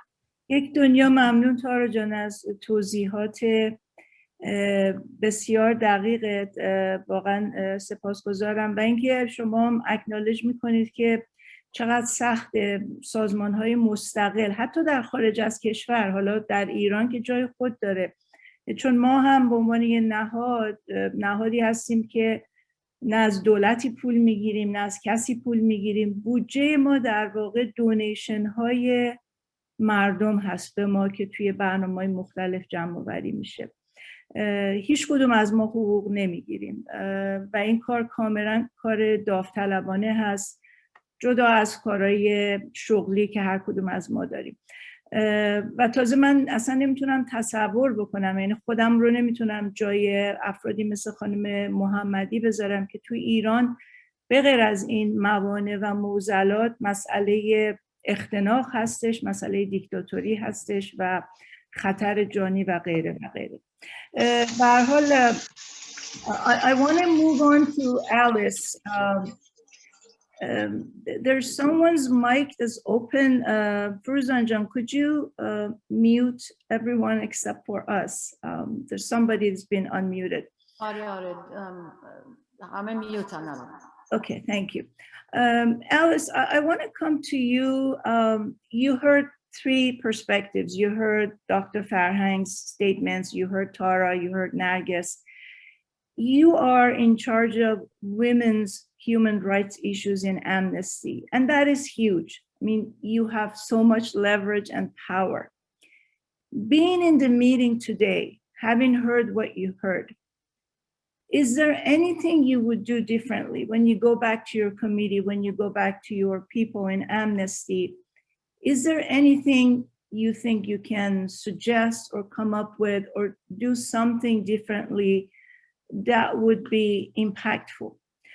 من از خانم الیس پرسیدم که با توجه به مواضعی که ایشون شنیدن از بقیه سخنرانای امروز برنامه و با توجه به پوزیشنی که ایشون دارن در سازمان عفو بین‌الملل که مسئول مسائل حقوق بشر زنان هستن، سوالم از ایشون این بود که بعد از این جلسه وقتی که برمیگردن به اون مرکز، آیا به خاطر این جلسه و به خاطر چیزهایی که شنیدن آیا کاری هست که متفاوت انجام بدن؟ آیا به قول معروف راهکرد دیگه ای رو میتونن پیش پای سازمان عفو بین‌الملل بذارن؟ Alice, please go ahead.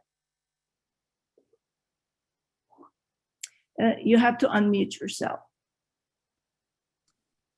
Okay, as Tara was saying, it takes some passion in a particular issue that allows you to continue this kind of work. For me, that's women's human rights, and that drives me. Unfortunately, that is all over the world, so it's a huge issue, and it's very hard to focus on any particular place, although Iran is near and dear to my heart. We do have a Human Rights Caucus in the Senate. It's a small group, but there is a group in the Senate that is interested in human rights. The problem is when you get to the Senate, they are politically motivated. And as Narges said at the beginning of this conversation, she doesn't want to politicize it. This is a human rights issue. And I agree with that entirely. We need to approach it as a human rights issue, not a political issue. Also, the United States does not have very much political influence in Iran at this point. So that's not necessarily a very effective place to work. We would love to create a way to express effectively our solidarity with women's movements in other places, especially in places like Iran, where it's very hard for them to operate and to carry on their work. But we don't have very many of those personal connections. And as Narges was saying, it's very hard for them to do it safely, first of all, and then they're being shut off more and more and more, just strangled within and silenced within Iran. So if there were a way for us to show our solidarity in an effective way, we would be very open to suggestions about how to do that. I think there's a great need for human rights education, not only in other places, but here in the United States. Americans are very concerned about their civil rights, but they don't understand what human rights are and that they apply to all of us, that they are universal.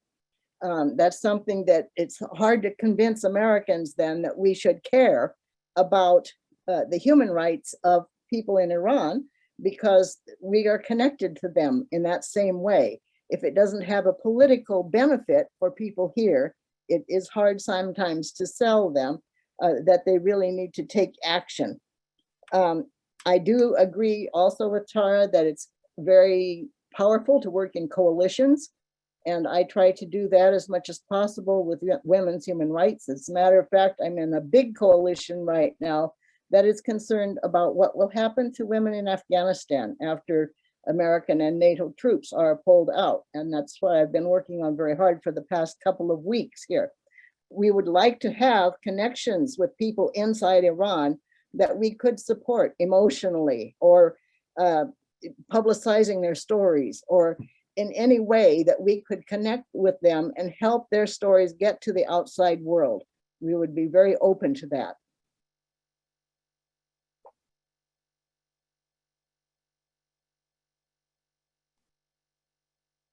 Now you're muted.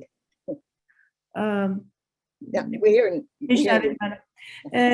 الیس در واقع تاکید که موافقت کردن با بعضی از صحبت‌های تارا و گفتن که توی سنای آمریکا سازمان عفو بین‌الملل یک در واقع گروهی داره برای پیشبرد حقوق بشر، ولی خب حقوق بشر یک ایشوی غیر سیاسی هست و مضافاً به این که دولت آمریکا رابطه سیاسی با دولت ایران نداره و بنابراین احتمالاً تأثیری که این گروه خواهد داشت در مناسبات حقوق بشری با ایران خیلی ضعیف خواهد بود.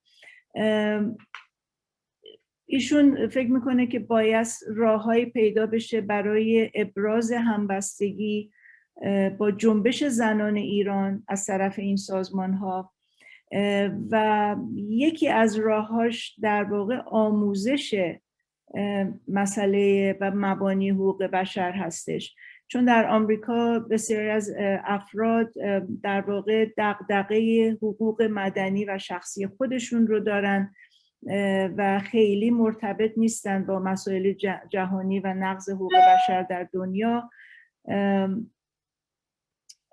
و ایشون دوست دارن که در واقع یک ارتباط ارگانیک تری با زنان فعال و در واقع جنبش زنان ایران پیدا کنن. البته نگفتن چطور، ولی من امیدوارم که حالا بعد از این جلسه با صحبت با خود نرگس عزیز اگر پیشنهاد خاصی دارید برای سازمان عفو بین‌الملل یا دیدبان حقوق بشر پیشنهاداتون رو بعد از جلسه باشون مطرح بکنید، چون ممکنه توی جلسه فرصت نباشه.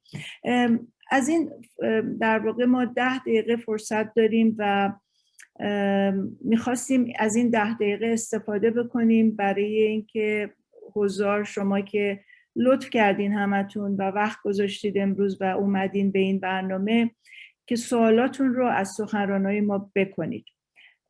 بنابراین من اگه اجازه بدید میرم توی چت روم و میخوام ببینم سوالات چی هستش و در ضمن باتری کامپیوتر من داره میمیره، بایستی که بزنمش به برق. اگر 1 ثانیه به من فرصت بدید خیلی ممنون میشم.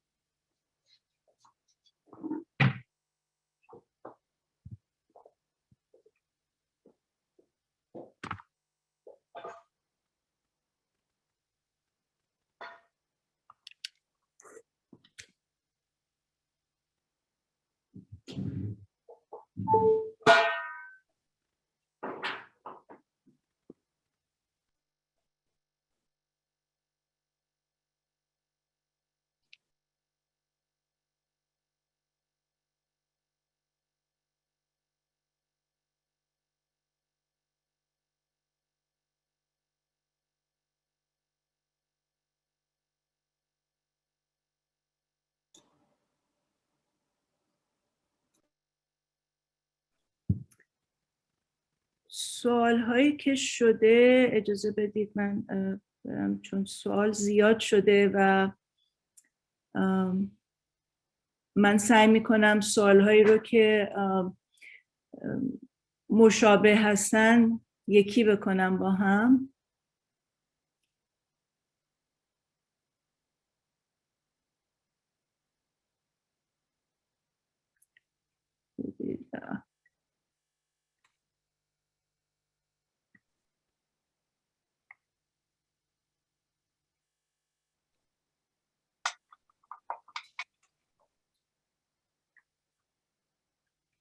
فروزان جان، این سوالا فریز شدن. من فقط الان 2 تا سوال رو میبینم و بقیه سوالا که اون زیر بودن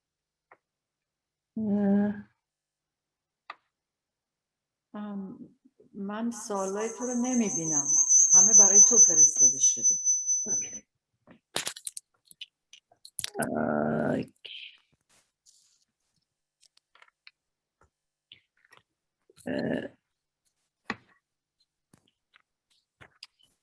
اجازه بدید از یکی از این سوالایی که اینجا هست شروع بکنم.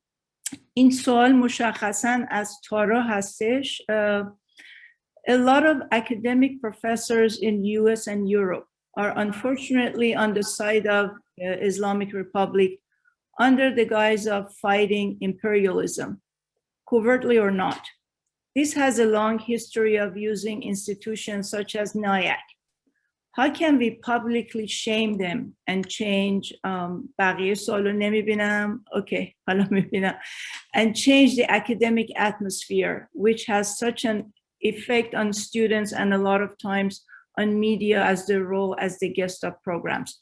این سوال از خانم سپهری فره که بسیاری از افراد توی محیط آکادمیک در آمریکا و اروپا متاسفانه خیلی وقتا جهت میگیرن با جمهوری اسلامی ایران تحت نظریه مبارزه با امپریالیسم آمریکا و یکی از این مثال ها سازمان نایک هستش که در واقع اینو البته من اضافه میکنم، نایک لابیست جمهوری اسلامی هستن. ما چطور میتونیم از این ابزاری که شما گفتید که شرمندهشون بکنیم اینها رو و کاری کنیم که در واقع محیط آکادمیک، این فضاهای آکادمیک عوض بشه و به خصوص تاثیر داشته باشه روی مطبوعات که اکثرا اینجور آدم ها رو به برنامه‌شون دعوت میکنن و از تارا جان شما اگه لطف کنید تا این قسمت I can respond, but I'm afraid my answer will be a little disappointing at this point. I think 2 points. Academic research is academic research. It should be treated as academic research. And if there are issues with the approach, or if it's missing important elements, it should be debated in the same format. I don't think shaming academic research is the right approach, even if we disagree with it, and even if we think it's missing some crucial element in understanding how the Iranian government operates. That's my view. It is so when we're talking about human rights, we're talking about protecting all human rights and human rights of all people, which includes the human rights of the freedom of belief, thought, expression, and association of those who oppose the Islamic Republic of Iran and who want to see it gone yesterday, and the freedom of expression, association, thought, belief of those who may not think that way, or the people who are just focused on understanding techniques of repression. So I wouldn't use the word shaming to debating ideas. I actually think this attitude can be very harmful for our community. Because and unfortunately, I think under President Trump, the community has become more and more polarized on these issues. And what I see is that instead of people trying to think of ways to build coalition and mobilize support in favor of human rights, they are trying to discredit other people in the community. It's been a long issue. I would argue that we're more powerful if we can build coalition and if we can take on the fight for human rights, which means pressuring those in power to change their behavior, as opposed to trying to assume that everyone has a motive that is not sharing with us.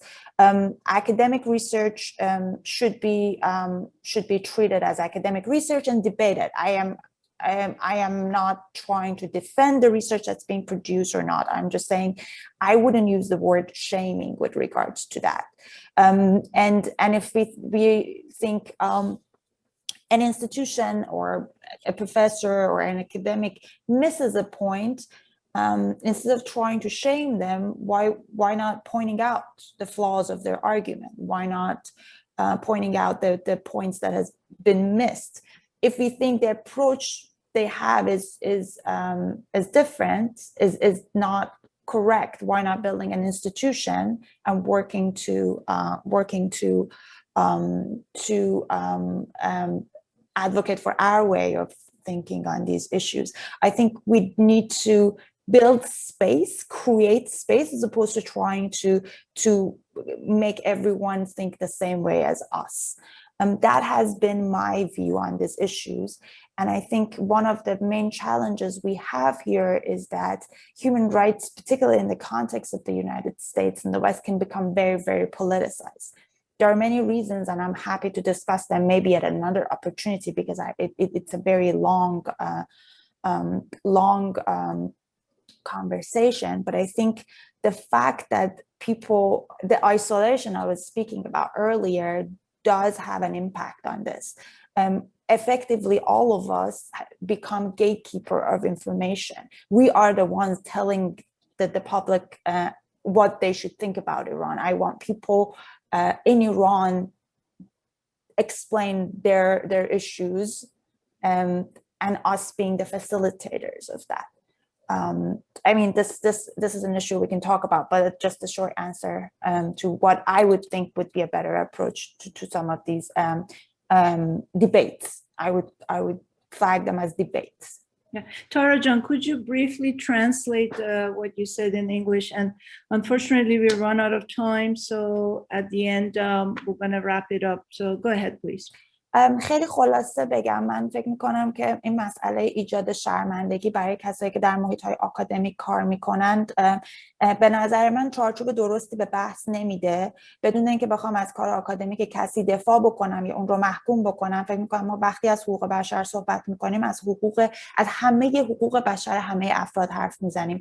حقوق افرادی که خواستار تغییر رژیم ایران هستند و فکر میکنن که این رژیم باید دیروز عوض میشده، یا کسانی که به هر دلیلی چنین روی کردی رو ندارند، یا اینکه مسئلهشون اساساً بررسی روش‌های حکومتداری ایران یا هر مسئله دیگه‌ای هست. من فکر می‌کنم این مسئله رو ما باید با اون افراد، با هر کسی که هست صحبت بکنیم، مناظره بکنیم. اگر احساس میکنیم که این در واقع آرگومنت هایی که ارائه میدند غلط هستش یا مسئله مهمتر رو ازش چشم‌پوشی کردن یا بهش توجه نکردن، فکر میکنم وظیفه ما اینه که این مسائل رو به صورت در واقع مسالمت آمیز صحبت بکنیم و به معنای واقعی مناظره بکنیم راجع به این راه حل ها. ما به نظرم هر چقدر بتونیم فضا برای فعالیت فراهم بکنیم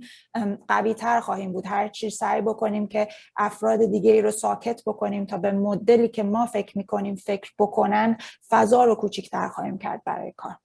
و بحث بسیار طولانی هستش. فکر میکنم این مسئله‌ای که شاید باید در یک جلسه جداگانه بهش پرداخته بشه. درست میگین تارا جان، و واقعا بحث خود اصلا فرهنگ سازی حقوق بشر یک موضوعیه که جداگانه ما باید بهش بپردازیم. ما به آخر برنامه‌مون نزدیک شدیم، در واقع 5 دقیقه هم در واقع گذشتیم. من میخواستم در آخر برنامه از نرگس جان بخوام که در واقع با ایشون حسن ختام برنامه ما با نرگسه. نرگس جان، شما الان از این فرصتی که دارید بتونید استفاده بکنید، پیامتون به این 2 سازمان حقوق بشری که در بین ما الان هستن چی هست؟ و به خصوص اگر کاری هست که شما فکر میکنید میشه انجام داد در مورد کیس خود شما الان که بارها هم گفتید که احساس میکنین جونتون در خطره. I asked Narges to در واقع be the last person on this event. We come to conclude our event today. But I asked her if there is any specific message or ask that she has from these 2 major human rights organizations for her own particular case, because she has been assaulted twice, arrested and assaulted twice illegally in the past 2 or 3 weeks.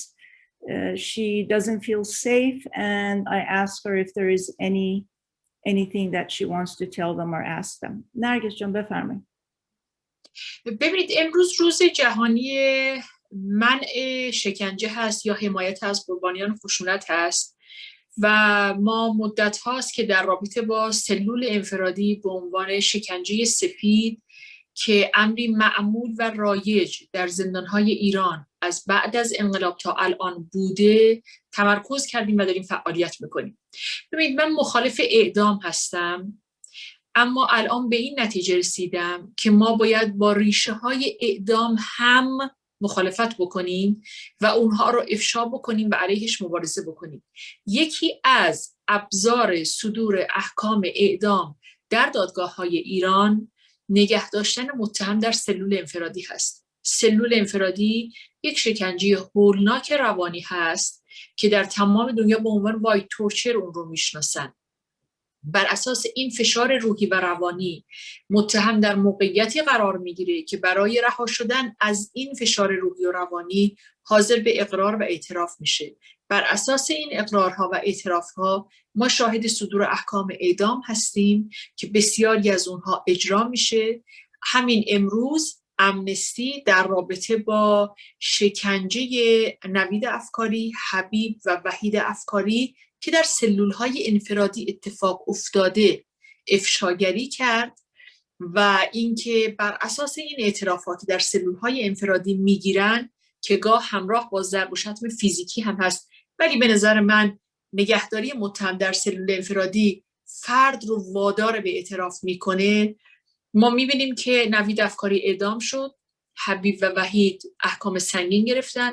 من درخواستم از نهادهای فعال در زمینه حقوق بشر این هست که برای مبارزه با سلول انفرادی به عنوان یک شکنجه‌ای که از توی اون اعدام و حبس‌های سنگین و اقرارها و اعتراف‌های دروغ در میاد ما رو کمک بکنن و از حرکت ما در داخل حمایت بکنن. در پایان میخوام بگم که حمایت نهادهای بین‌المللی از جمله امنستی باعث آزادی من از زندان شد و من امیدوارم که حمایت‌های اونها ادامه پیدا بکنه برای اینکه من بتونم در ایران در زمینه حقوق بشر کارهای جدی‌تر بکنم.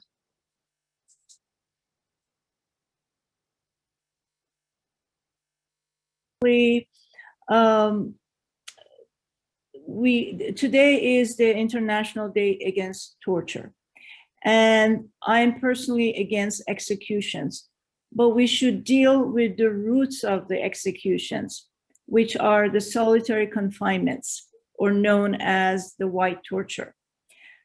Because the solitary confinements, they put so much inhumane pressure on human beings that they end up giving false confessions, which leads to their executions. Amnesty International made a statement actually condemning the solitary confinements.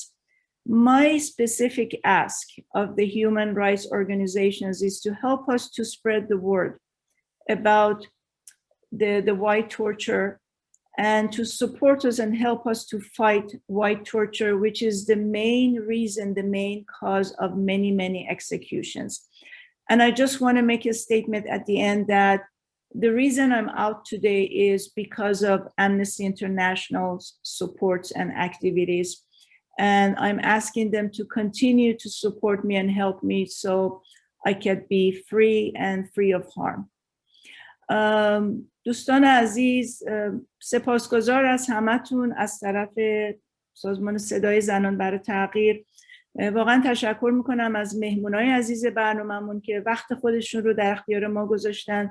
به خصوص خانم نرگس محمدی، واقعا تشکر از شما، چون ما میدونیم شما هر دفعه به این برنامه‌ها میاین در واقع ریسک میکنین، خطر میکنین، هزینه میکنین و ما واقعا سپاسگزار هستیم از اینکه تو این برنامه شرکت کردید. همینطور از آقای دکتر منصور فرهنگ و خانم تارا سپهری‌فر و الیس دال. We're so grateful for all of you for accepting our invitation to attend this event today. We all hope that we all learned something, and we all hope that together we can make the change, we can make the difference. We'll have to end the program here, unfortunately. We could stay here with all of you for hours and hours, but we needed to end the program. So thank you again for all of you. If you need to communicate with us about the program today or about our organization, please check our website at voicesofwomenforchange.org, or you can email us at women@voicesofwomenforchange.org. Thank you again, and take care of yourselves, everyone. Thank you. Khudafis. Same to you. خدا حافظ.